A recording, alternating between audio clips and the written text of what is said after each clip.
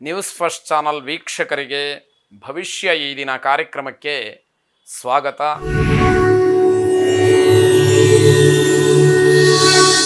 ಇಂದಿನ ಪಂಚಾಂಗ ಶುದ್ಧಿಯನ್ನು ನಾವು ಗಮನಿಸ್ತಾ ಹೋಗೋದಾದರೆ ಶ್ರೀ ವಿಶ್ವಾವಸುನಾಮ ಸಂವತ್ಸರ ದಕ್ಷಿಣಾಯಣ ಹಿಮವಂತ ಋತು ಮಾರ್ಗಶೀರ್ಷ ಮಾಸ ಶುಕ್ಲ ಪಕ್ಷ ಸಪ್ತಮಿ ತಿಥಿ ಧನಿಷ್ಠ ನಕ್ಷತ್ರ.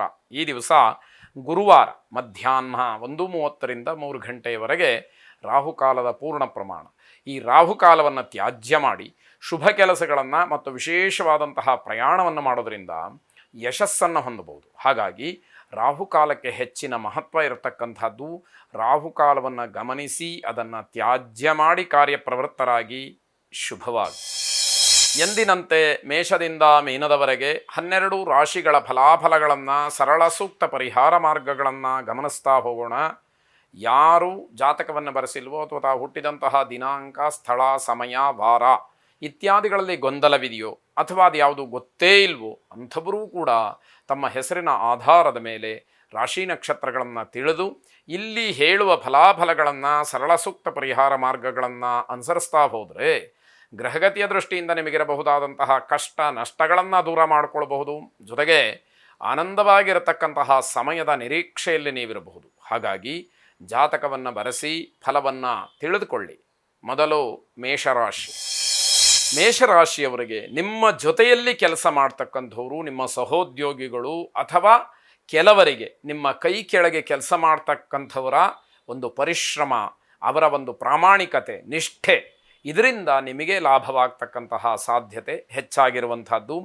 ನೀವು ಕೆಲಸಗಾರರಿಗೆ ಹಣ ಆಗಲಿ ಅವಶ್ಯಕತೆ ಇರತಕ್ಕಂತಹ ವಸ್ತುಗಳನ್ನಾಗಲಿ ಕೊಟ್ಟು ಅವರ ಮನಸ್ಸನ್ನು ಗೆಲ್ಲಬೇಕು, ಅವರನ್ನು ಸಂತೋಷಪಡಿಸಬೇಕು.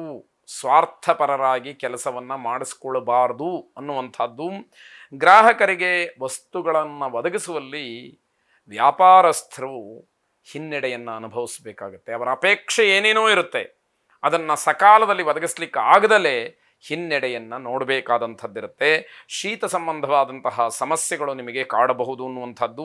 ಕೆಲಸಗಾರರು ನಿಮಗೆ ಸಂಪೂರ್ಣವಾದಂತಹ ಸಹಕಾರವನ್ನು ನೀಡ್ತಾರೆ, ಅದರ ದುರುಪಯೋಗ ಬೇಡ ಅನ್ನುವಂಥದ್ದು ಮುಖ್ಯವಾಗುತ್ತೆ. ಕಬ್ಬಿಣದ ವ್ಯಾಪಾರಿಗಳಿಗೆ ತುಂಬ ಬೇಡಿಕೆ, ಅಧಿಕವಾದಂತಹ ಲಾಭ, ಇದೆಲ್ಲವನ್ನು ನೋಡಲಿಕ್ಕೆ ಅವಕಾಶ ಇದೆ. ಕೆಲವರಿಗೆ ಸಾಡೇ ಸಾತಿಯ ಪ್ರಭಾವ, ಶನೈಶ್ಚರನ ಅನುಗ್ರಹ ಅಂತ ಹೇಳಿ ಭಾವಿಸಬೇಕಾದಂಥದ್ದು. ನಭೋದೇವನನ್ನು ಪ್ರಾರ್ಥನೆ ಮಾಡಿ ಶುಭವಾಗಿ.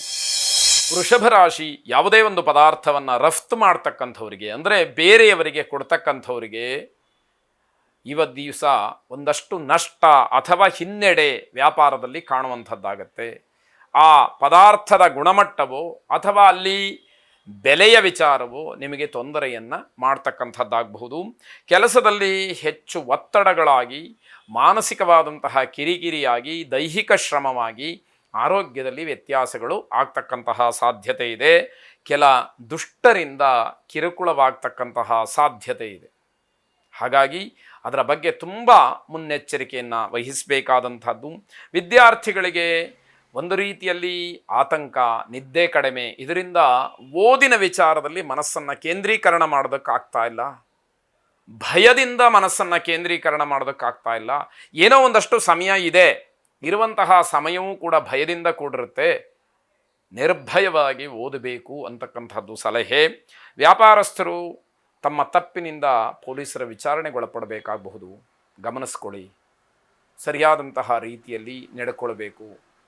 ವ್ಯಾಪಾರಂ ದ್ರೋಹ ಚಿಂತನಂ ಎಂಬತಕ್ಕಂತಹ ಮಾತಿದೆ. ಏನೋ ನನಗೊಂದು 4 ಕಾಸು ಸಿಕ್ಕಲಿ, ಲಾಭ ಆಗಲಿ ಅಂತ ಹೇಳಿ ವ್ಯಾಪಾರವನ್ನು ಮಾಡ್ತಕ್ಕಂಥದ್ದು.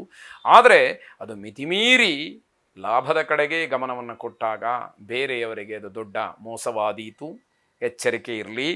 ನಿಮ್ಮ ವಸ್ತು ಮತ್ತು ಹಣ ಇದರ ಬಗ್ಗೆ ಎಚ್ಚರಿಕೆಯನ್ನು ವಹಿಸಿ. ಔಷಧಿ ವ್ಯಾಪಾರಸ್ಥರಿಗೆ ಬಹಳ ಶುಭವಾದಂತಹ ದಿವಸ. ಕಾಮಧೇನುವನ್ನು ಸ್ಮರಣೆ ಪ್ರಾರ್ಥನೆ ಮಾಡಿ ಶುಭವಾಗಿ. ಮಿಥುನ ರಾಶಿ. ವಕೀಲರಿಗೆ, ನ್ಯಾಯವಾದಿಗಳಿಗೆ ತುಂಬ ವಿಶೇಷವಾದಂತಹ ಶುಭಪ್ರದವಾದಂತಹ ದಿವಸ ಇದು ಅಂತ ಹೇಳಬೇಕು. ತಮ್ಮ ಅನುಭವದಲ್ಲಿ, ತಮ್ಮ ವೃತ್ತಿಯಲ್ಲಿ ಯಾವುದೋ ಒಂದು ಮೈಲಿಗಲ್ಲನ್ನು ಈ ದಿವಸ ಸಾಧಿಸಿದಂತಹ ಒಂದು ಅನುಭವ ನಿಮಗೆ ಆಗ್ತಕ್ಕಂಥದ್ದು. ಹಿರಿಯ ದಂಪತಿಗಳಲ್ಲಿ ವಿರಸದ ಸಾಧ್ಯತೆ ವಿಚಿತ್ರ ನೋಡಿ. ಎಷ್ಟೋ ವರ್ಷಗಳಿಂದ ದಾಂಪತ್ಯ ಜೀವನವನ್ನು ಕೌಟುಂಬಿಕವಾದಂತಹ ಜೀವನವನ್ನು, ಸಾಂಸಾರಿಕ ಜೀವನವನ್ನು ಅನ್ಯೋನ್ಯವಾಗಿ ನಡೆಸಿಕೊಂಡು ಬಂದಿದ್ದಂತಹ ಹಿರಿಯ ದಂಪತಿಗಳಲ್ಲಿ ದಾಂಪತ್ಯದ ವಿಚಾರದಲ್ಲಿ ಒಡಕು ಬರತಕ್ಕಂಥದ್ದು, ಇದಕ್ಕೆ ಯಾವ ಅರ್ಥ ಇದೆ? ಆದರೆ ಗ್ರಹಗತಿಯ ದೃಷ್ಟಿಯಿಂದ ಯಾವ ಕ್ಷಣದಲ್ಲಿ ಏನು ಬೇಕಾದರೂ ಆಗಬಹುದು ಅನ್ನುವಂಥದ್ದು, ಹಾಗಾಗಿ ಪ್ರತಿ ಕ್ಷಣವೂ ಕೂಡ ಎಚ್ಚರಿಕೆಯಿಂದ ಇರಬೇಕು ಅಂತಕ್ಕಂತಹ ಸಂದೇಶ ಇಲ್ಲಿ ಗೊತ್ತಾಗುವಂಥದ್ದು. ಹತ್ತಿ ಮತ್ತು ತೆಂಗು ಈ ಬೆಳೆಯನ್ನು ಬೆಳೆಯುವಂತಹ ಬೆಳೆಗಾರರಿಗೆ ಅಧಿಕವಾದಂತಹ ಲಾಭ ಸಿಕ್ಕುವಂಥದ್ದಿದೆ. ನಿಮ್ಮ ಮಾತುಗಳಿಂದ ಸಂಬಂಧ ಮುರಿದು ಹೋಗ್ಬೋದು.